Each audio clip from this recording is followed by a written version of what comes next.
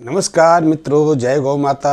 मित्रों, आज मैं आपको बताने वाला था कि आप टॉयलेट क्लीनर कैसे बना सकते हैं, बाथरूम क्लीनर कैसे बना सकते हैं, क्योंकि इसकी भी बड़ी मार्केट है। लेकिन मैंने कुछ दिन पहले गौ फिनाइल के बारे में जानकारी दी थी कि आप गौ फिनाइल कैसे बना सकते हैं और उसका कैसा कारोबार कर सकते हैं। तो इसी संबंध में मेरे कुछ मित्रों ने मुझसे कुछ प्रश्न किए हैं, तो मैं सोचता हूं कि इन प्रश्नों का उत्तर पहले दे दूं, फिर मैं आगे टॉयलेट क्लीनर बनाने के बारे में या बाथरूम क्लीनर बनाने के बारे में आपको जानकारी दूं।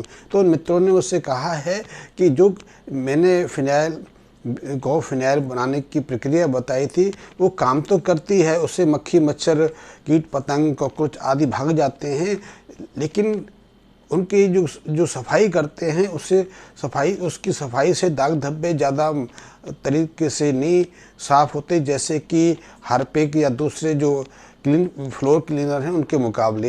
लेकिन फिर भी कामयाब काम करता है, लेकिन उसकी मार्केट वो प्रयास करने के बावजूद भी नहीं करा पा रहे हैं। और वो पूरे महीने में गौ बेस्ड जो फिनाइल है उसकी जो मार्केटिंग है वो 50-60 बोतल से ज़्यादा नहीं कर पा रहे हैं, और 50-60 बोतल बेच के तो गुजारा हो नहीं सकता। ये उन्होंने बहुत प्रश्न किया है और इसी प्रश्न पर इसी समाधान का मैं निराकरण करने की प्रयास करूंगा। आप शायद समझ लें तो ये आपके लिए बहुत हो जाएगा। पहले तो मैं आपको बताऊं कि पूरे देश में करीब करीब 15-20 हज़ार जो गौ भक्त हैं, जो गौ का पालन करते हैं, वो कई तरह के गाय प्रोडक्ट बना रहे हैं। लेकिन उसमें से कुछ ही लोग हैं जो प्रॉफिटेबल काम कर रहे हैं, क्योंकि बहुत लोग सिखाने का काम करते हैं, कैंप्स लगाते हैं सिखाने के लिए, और आप जाते भी हैं, आप सीख के भी आते हैं, लेकिन वो ज़्यादा आपके लिए फलीभूत नहीं होता, क्योंकि आप उतना कार्य नहीं कर पाते हैं। कि बाज़ार एक बना लेना, सीख लेना और बाज़ार में बेचना तीनों अलग चीज़ें हैं। आप प्रोडक्ट को बड़ी आसानी से बना सकते हैं। मैं एक उदाहरण दूँ, यदि आपको पैसे लेके बाज़ार में सामान खरीदने के लिए भेज दिया जाए तो निश्चित रूप से आप जो सामान आपको कहा जाएगा वो खरीद के लेके आ सकते हैं, उसमें कोई परेशानी नहीं, एक बच्चा भी लेके आ सकता है। लेकिन यदि हम एक प्रोडक्ट बना के आपको बेचने के लिए कहें, तो यदि 100 लोग बेचने के लिए निकलते हैं तो उनमें से 4 या 5 लोग ही सफल हो पाते हैं। तो बेचना बहुत मुश्किल है, क्योंकि बेचना व्यापार का एक बहुत बड़ा तरीका है, बहुत बड़ी एक सिद्धि है, उसको पाना इतना सहज नहीं है। इसीलिए मैं कहता हूँ कि बहुत सारे गौ भक्त हैं, वो सहजता से कई प्रोडक्ट बना लेते हैं, लेकिन बेचने में बहुत मुश्किल आती है। और दूसरे कुछ ऐसे प्रोडक्ट भी गौ पंचगव्य से तैयार होते हैं जो उतने प्रभावशाली नहीं रहते जितने कि बाज़ार में बिक रहे होते हैं। मैं आपको उदाहरण बताऊँ, हार्पिक का उदाहरण दे दूँ। हार्पिक जो फ्लोर क्लीनर है या टॉयलेट क्लीनर है, उसका बहुत बड़ा बाज़ार है। आज 3 करोड़ से ज़्यादा घरों में हार्पिक प्रयोग होती है। शायद मुझे ऐसा कोई भी जो प्राकृतिक या नेचुरल फ्लोर क्लीनर बनाने वाले हैं या जो देसी फ्लोर क्लीनर बनाने वाले हैं, एक भी ऐसा व्यक्ति नहीं हुआ जो करीब 100-200 करोड़ का व्यापार भी करता हो, और उनको भी कई वर्ष हो गए होंगे इस व्यापार को करते हुए, क्योंकि उन्होंने उसमें डेवलपमेंट नहीं किया, रिसर्च नहीं की, उसमें नई शोध नहीं किए। और विदेशी कंपनियां हैं, नए नए शोध करती हैं, नए नए तरीके निकाल लेती हैं। मैं आपको एक और उदाहरण दूँ, आज से 25-30 साल पहले देसी जो कपड़े धोने का साबुन है बहुत बड़ा व्यापार होता था। मैं 35 साल करीब अमृतसर में रहा हूँ, तो मैंने देखा है वहाँ 90% कपड़े धोने का सामान जो देसी साबुन प्रयोग किया जाता था। आज देसी साबुन की वो मार्केट 1% से कम रह गई। क्यों रह गई? पहले भी लोग धोते थे कपड़े, साफ पहले भी होते थे, पहले भी लोग उतने महंगे कपड़े पहनते थे जितने कि आज पहनते हैं, लेकिन आज उन देसी साबुन की कोई पूछ नहीं करता। क्यों नहीं करता? क्योंकि एक तो पहली चीज़ है कि बड़ी बड़ी कंपनियाँ साबुन के क्षेत्र में उतर आई हैं, वो नए नए तरीके लेके आती हैं, नए नए ढंग लेके आती हैं, और देसी तरीका फिर वही रहता है।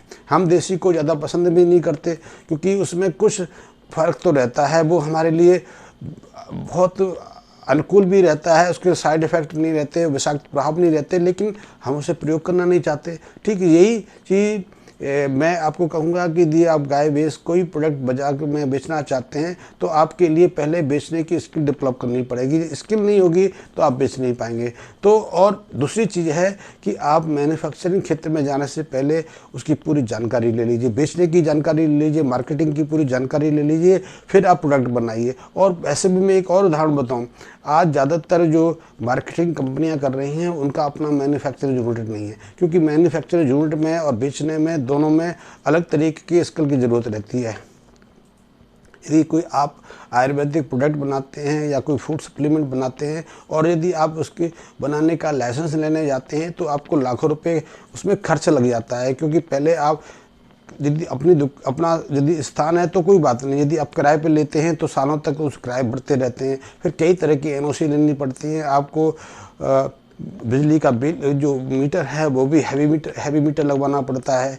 वहाँ कई तरह के इंस्पेक्शन होते हैं, आपको पड़ोसियों अड़ोसियों से एनओसी लेनी पड़ती हैं। ड्रग इंस्पेक्टर आता है, वो बहुत कुछ देखता है, आपके रूम्स देखता है, आपकी जो शुद्धता है वो देखता है, फिर पॉल्यूशन का प्रभाव देखता है, एनवायरनमेंट का। तो आप उसमें कामयाब नहीं हो पाते, क्योंकि जब तक आपको लाइसेंस तैयार होकर मिल पाता है तब तक लाखों रुपए तो खर्च हो जाते हैं और साल 2 साल का समय भी लग जाता है। और आप उस दरमियान कुछ नहीं करते, सिर्फ एक चीज़ के पीछे भागे होते हैं कि आपको मैन्युफैक्चरिंग लाइसेंस लेना है। इसकी बनस्पत यदि आप अपना प्रोडक्ट किसी जो पहले से मैन्युफैक्चरिंग कर रही हैं, पहले से ही जो फार्मेसी हैं उनके माध्यम से तैयार करा सकते हैं, तो जो लाखों रुपए आपने लाइसेंस लेने के लिए खर्च किए, इतना इंतज़ार आपने किया, इतनी भाग दौड़ी की, इतनी परेशानी उठाई, उतना यदि आप बाज़ार में समय व्यतीत करते, उतना पैसा बाज़ार में लगाते तो आप निश्चित ही अपने प्रोडक्ट को कामयाब कर सकते थे। अन्यथा इतने इतना लाइसेंस लेने के बाद और प्रोडक्ट बनाने के बाद उनमें से ज़्यादातर लोग कामयाब नहीं हो पाते। आप इस चीज़ को अच्छे से जान के देख सकते हो। इसी तरह यदि आपने फ्लोर क्लीनर में आना है या फिनाइल में आना है, चाहे वो गौ बेस फिनाइल हो या केमिकल बेस में ना हो, आपको पहले तो कोशिश करनी है कि आपने मैन्युफैक्चरिंग करनी है या अपना फिनाइल ब्रांड बनाना है। क्योंकि यदि आप फिनाइल ब्रांड बनाना है तो उसको उतनी स्टैंडर्ड का तो होना चाहिए जो दूसरों से फेस कर सके। आज हमारे देश में फ्लोर क्लीनर या टॉयलेट क्लीनर बहुत बिकते हैं, लोकल बहुत आइटम है, लेकिन कोई लोकल आइटम साल 2 साल से ज़्यादा नहीं चल पाता। क्यों नहीं चल पाता? क्योंकि उसकी परफॉर्मेंस जो दूसरे जो स्टैंडर्ड फिनाइल्स हैं या स्टैंडर्ड फ्लोर क्लीनर के मुकाबले टिक नहीं पाते। आप 2-4 महीने तो बेच लेते हैं जैसे तैसे, क्योंकि फिर आपके कंपटीटर आ जाते हैं, वो उसको पतले से पतले करते जाते हैं, उनमें कुछ बेस नहीं डालते। और उन्हें तो एक बार बेचना होता है, इस मोहल्ले में बेच लिया, दूसरे मोहल्ले में बेच लिया, एक शहर में बेच लिया, उस शहर में बेच लिया, लेकिन उनका ब्रांड नहीं पाता है क्योंकि उनका बेस स्टैंडर्ड नहीं होता है। लेकिन जो स्टैंडर्ड कंपनियां हैं जो एक मार्केटिंग बेस लेके आती हैं, वो अपने प्रोडक्ट का फार्मूलेशन अच्छा रखते हैं, उस प्रोडक्ट के रिजल्ट भी अच्छे होते हैं। वो जो कहते हैं उसका 80% रिजल्ट दिखाई भी देता है, और जब दिखाई देता है तो वो अच्छी कॉस्ट में अपने प्रोडक्ट को बेचती हैं और उनके जो ग्राहक होते हैं वो उनके निश्चित ग्राहक बन जाते हैं, परमानेंट ग्राहक बन जाते हैं। लेकिन आपके साथ नहीं होता। तो यदि आपने गाय के जो प्रोडक्ट के किसी तरह के बिजनेस में उतरना है तो पहले तो ये जानकारी होनी चाहिए कि जो आप बना रहे हैं उतना स्टैंडर्ड है कि नहीं, जो दूसरी कंपनियों के मुकाबले फाइट कर सके, आप उनके सामने टिक सकें। यदि उनके सामने आप टिक नहीं पाएंगे तो आपका प्रोडक्ट बिकेगा नहीं। तो मैं उन मित्रों से कहता हूं जिन्होंने मेरे गो फिनाइल पर काम किया है कि वो पहले तो गो फिनाइल के तो फार्मूले में और भी बता सकता हूँ। वैसे बहुत सारे मित्र मेरे लगे हुए हैं जो फार्मूलेस बताते हैं, जो कैंप्स लगाते हैं, सिखाते भी हैं, और वो सस्ता कोशिश करते हैं। वो कहते हैं 5 रुपये में 5 लीटर फिनाइल बना लीजिए। अब 5 रुपये में जो 5 लीटर का फिनाइल बन रहा है तो उसका गुणवत्ता तो वैसी ही रही होगी। आप एक हमारे यहाँ पंजाब में एक लिक्विड बेचता था, इसको हम कहते थे, अभी मेरे दिमाग से निकल गया, बाद में बताऊंगा, लेकिन वो बाल्ट ले आते थे, 15-20 लीटर आता था, उससे 25 लीटर तक बर्तन साफ करने का लिक्विड तैयार हो जाता था, उसे साफ करते रहते थे। लिसापोल इसका नाम था। लिसापोल सस्ता होता है, आज भी मिलता है, लेकिन लिसापोल जो बर्तन धोने के साबुन हैं, जो डिश बेस सोप है, उनका मुकाबला नहीं कर सकता है। और उसमें तो आप स्टैंडर्ड लेके आएंगे, स्टैंडर्ड बनाएंगे तो ही टिक पाएंगे, क्योंकि आपके सामने स्टैंडर्ड कंपनियां सामने आ रही हैं। इसी तरह यदि अपने फ्लोर क्लीनर में जाना है, टॉयलेट क्लीनर में जाना है, फिनाइल में जाना है, तो फिनाइल में आप उतर के ये मत जाइए कि जो आप लेके जा रहे हो वो स्टैंडर्ड फार्मूला है, क्योंकि आपने तो जैसे तैसे सस्ते बनाने का प्रयास किया, उसमें पानी डाल दिया, यदि महंगा पड़ गया तो पानी डाल दिया, क्योंकि आपने तो एक बार बेचना है। यदि आपने मार्केट में टिकना है, मार्केट में स्थिर होना है, मार्केट में अपना व्यापार फैलाना है, तो आपका जो फार्मूला है वो स्टैंडर्ड बेस होना चाहिए। उसमें उसमें कुछ समय के अंतराल से कुछ शोध भी होते रहना चाहिए। यदि कोई कमी सी आ रही है, यदि इसमें कमी रह गई है तो उसका सुधार भी होना चाहिए, तभी आप दूसरी कंपनियों के सामना कर पाएंगे। मैं कहता हूँ हार्पिक ने पिछले कुछ वर्षों में भारत में करीब करीब 1 से 3 हज़ार करोड़ का बिजनेस शुरू किया है। कई विदेशी कंपनियां उसके मुकाबले आई वो, लेकिन भारत में नहीं टिक पाई क्योंकि उनका कॉस्ट ज़्यादा था। इफेक्टनेस तो थी लेकिन वो उनकी कॉस्ट इतनी थी या कुछ साइड इफ़ेक्ट्स थे, वो भारत में नहीं टिक पाई। पूरी दुनिया में उन विदेशी कंपनियों का बिजनेस बिलियंस ऑफ डॉलर्स का, भारत में वो 1000 करोड़ का बिजनेस भी नहीं आ पाए। सिर्फ हार्पिक का बिजनेस आज करीब 80% है। और हार्पिक ने अपने गुणवत्ता के आधार पर, अपनी मार्केटिंग स्टडी के आधार पर भारत में 3 करोड़ से ज़्यादा रेगुलर कस्टमर बनाए हैं। आप समझते हैं कि कस्टमर की कमी भारत में नहीं है। कस्टमर तो रोज़ बढ़ रहे हैं क्योंकि हम एक नई दुनिया में जा रहे हैं। आज हमारे पास जितने भी मकान हैं उनमें से ज़्यादातर मकानों के फर्श मार्बल से बने होते हैं, टाइल्स से बने होते हैं। बाथरूम वगैरह में, शौचालय में भी हम टाइल्स का इस्तेमाल करते हैं, मार्बल लगाते हैं। हम जो हाथ साफ करने के बर्तन, जो सिंक होता है वो भी मार्बल से निर्मित होती है। तो हर जगह सफाई चाहिए, हर जगह कचरा भी फैलता है, दाग धब्बे भी पड़ते हैं, उनकी सफाई के लिए चाहिए। लेकिन हम जो साधारण हम क्लीनर यूज़ करते हैं वो उतनी सफाई नहीं कर पाते। तो अंततः बड़े बड़े घरों में फिर वही महंगे प्रोडक्ट बिकते हैं जो अपना प्रभाव दिखाते हैं। तो आप उन्हें यदि गो फिनाइल बनाना है तो गो फिनाइल की मैं तो एक और आपको फार्मूला बताता हूँ, आप उससे बना सकते हैं। लेकिन उसमें कमी है क्योंकि गो फिनाइल आपका होटल में नहीं चल सकता, बड़े हॉस्पिटल्स में नहीं चल सकता, बड़े बड़े जो घर हैं उनमें वो इस्तेमाल नहीं कर पाते। क्योंकि हम गाय के रखवाले हैं वो 40-50 रुपये लीटर दूध नहीं बेच पाते। उनके मुकाबले भैंस का दूध है 70 से 80 रुपये बिक जाता है। और जो पैकेट का थैली का दूध है वो भी 60-65 रुपये बिक जाता है। और गाय का दूध 40 रुपये नहीं बिकता क्योंकि हम अपने जो कस्टमर हैं, हमारे जो ग्राहक हैं, उनको उस तरह का समझा नहीं पाते कि दोनों में क्या अंतर है। भैंस का दूध पीने वाले बीमारी खरीद रहे हैं लेकिन फिर भी वो 60-70 रुपये आराम से देते हैं।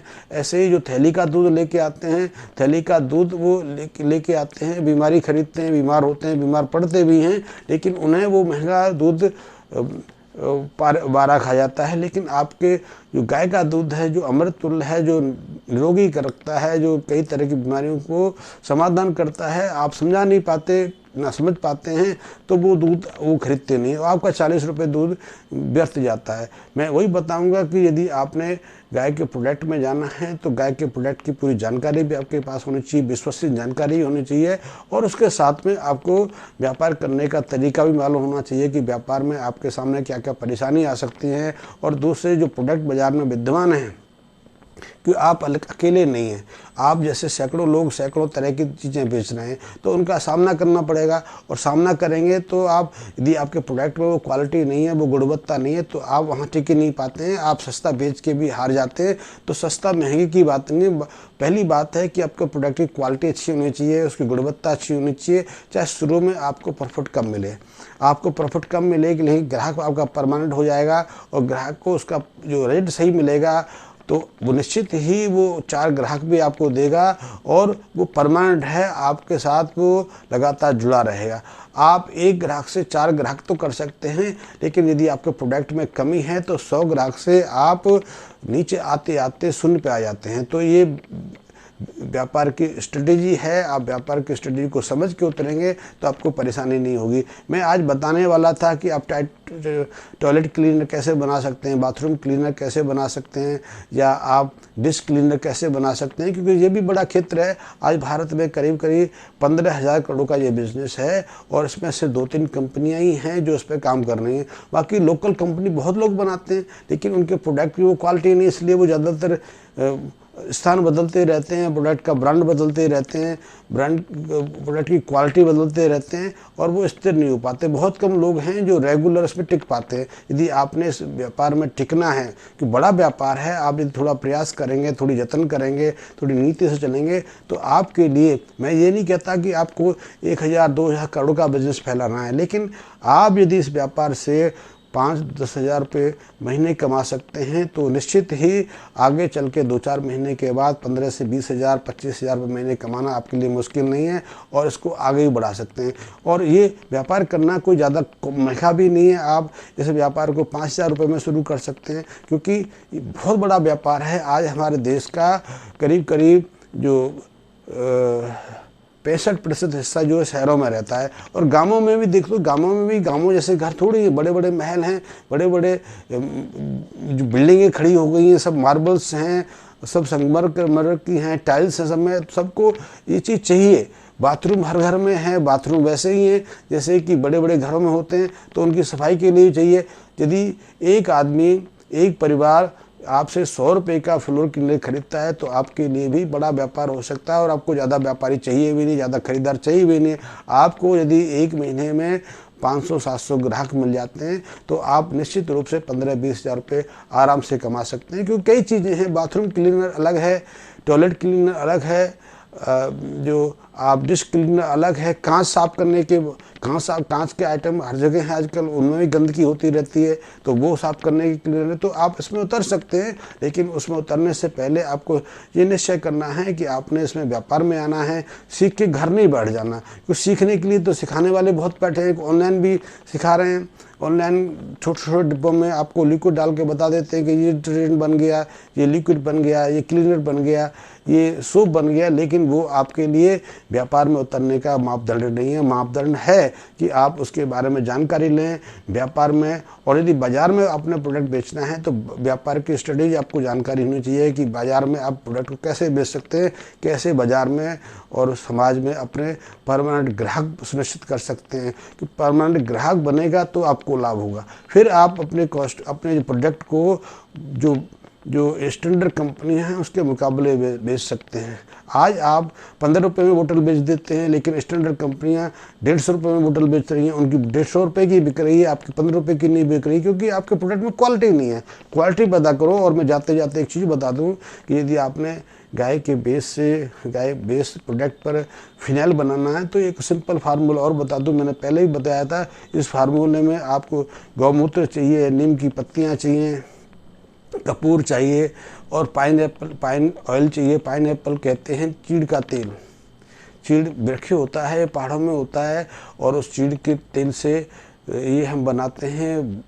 जो फर्नीचर पर शाइनिंग के लिए भी इस्तेमाल होता है, और उसी की छाल होती है, जलाने के काम भी आती है। यहाँ तो उसका प्रयोग नहीं होता, कई स्टेटों में उसका प्रयोग होता है, उसको जलनी कहते हैं। तो चीड़ का तेल ले सकते हैं, और कुछ ज़्यादा कुछ करना नहीं। आपने यदि 5 लीटर का बेस लेना है तो 5 लीटर गौमूत्र में आधा लीटर जो नीम के पत्ते होते हैं उनको अच्छे से उबाल लीजिए। उबलते जब 1 लीटर रह जाए, 1.5 लीटर रह जाए, आप उसको नीचे उतार लीजिए। उसमें आप पाइन ऑयल मैंने बताया वो मिला लीजिए, अच्छे से मिक्स कर लीजिए। इमल्सन लिक्विड डालना है तो इमल्सन लिक्विड भी डाल सकते हैं, क्योंकि इससे उसका घनत्व बढ़ जाता है। और उसके बाद उसमें कपूर डाल सकते हैं, कपूर खुशबू आ सकती है। ये फिनाइल भी आपके लिए बहुत काम का है, क्योंकि इससे मक्खी, मच्छर, कीट पतंग, यहाँ तक कि जो मकड़ियाँ होती हैं, झींगे होते हैं, सब गायब हो जाते हैं। लेकिन उसकी जो गंध है वो नीम की रहती है, तो बहुत सारे लोगों को रुचिकर नहीं लगती है, और हर जगह आप बेच भी नहीं सकते इस चीज़ को। लेकिन ये प्रयोग आप सीख सकते हैं, प्रयोग ज्ञान के लिए बढ़ा सकते हैं, लेकिन बाज़ार में इस प्रोडक्ट को बेचना बहुत मुश्किल है। मैंने बताया कि गाय बेस जो फिनाइल है उसकी ज़्यादा मार्केटिंग नहीं है, बनाने वाले बहुत हैं। पूरे देश में देखेंगे 15-20 हज़ार आदमी गाय फिनाइल बनाने को तैयार हैं, बैठे हैं, प्रयोग भी कर चुके हैं, लेकिन बेचते कितने हैं? इतने लोग मिला के भी पूरे देश में 20-25 लाख का बिजनेस भी नहीं करते होंगे, जबकि उसके मुकाबले जो हार्पिक है वो 1000 करोड़ का बिजनेस कर रही है, उसके पास 3 करोड़ से ज़्यादा तो परमानेंट ग्राहक है। तो आपने यदि परमानेंट बिजनेस में आना है तो स्ट्रेटेजी को समझना, सीखना महत्वपूर्ण नहीं है। सीखने के लिए तो बहुत लोग हैं, सहजता से आप सीख लेंगे, लेकिन यदि आपने इसको व्यापारिक तरीके से अपनाना है, व्यापार करना है, इसमें स्थापित होना है, तो आपके लिए व्यापारिक स्ट्रेटेजी बनाना, व्यापारिक जानकारी लेना भी बहुत महत्वपूर्ण है, तभी इसमें कामयाब हो पाएंगे। मैं आपको जाते जाते 2 चीज़ और बता दूं। आयुर्वेदिक कंपनियां बहुत आती हैं, बहुत प्रोडक्ट बनाती हैं, लेकिन कितने प्रोडक्ट बिकते हैं? कई कंपनियां तो मेरे पास ऐसी आती रही हैं जो 90% आपको डिस्काउंट देने को तैयार हैं, क्योंकि उनका प्रोडक्ट 150 रुपये का है, उसमें से कहते हैं 90% डिस्काउंट पर दे देंगे, आप उनका सिरप ले लीजिए। तो वो कंपनी कितना टिक पाएंगी जो 10 रुपये में मुझे बोतल तैयार करके दे रही है, उसमें क्या प्रोडक्ट होगा? वो सिर्फ धोखा है। वो बिजनेस करने के लिए आई हैं, कुछ बिक भी पाएंगी, कुछ नहीं बिक पाएंगी, कई बार उनका बिक जाएगा।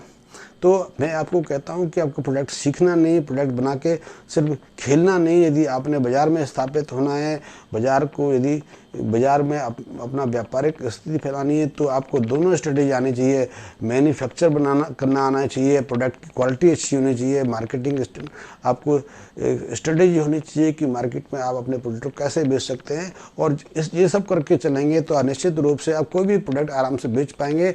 तब तो आपका जो घी या दूध आपका 40 रुपये नहीं बिकता तो वो 100 रुपये बिक सकता है। और देसी गाय का घी जो आपसे 400, 500, 800 रुपये केजी में कोई नहीं लेता, वो गाय का घी भी 2000 से लेकर 6000 रुपये, 10,000 रुपये तक भी बिक सकता है, क्योंकि लोग बेच रहे हैं।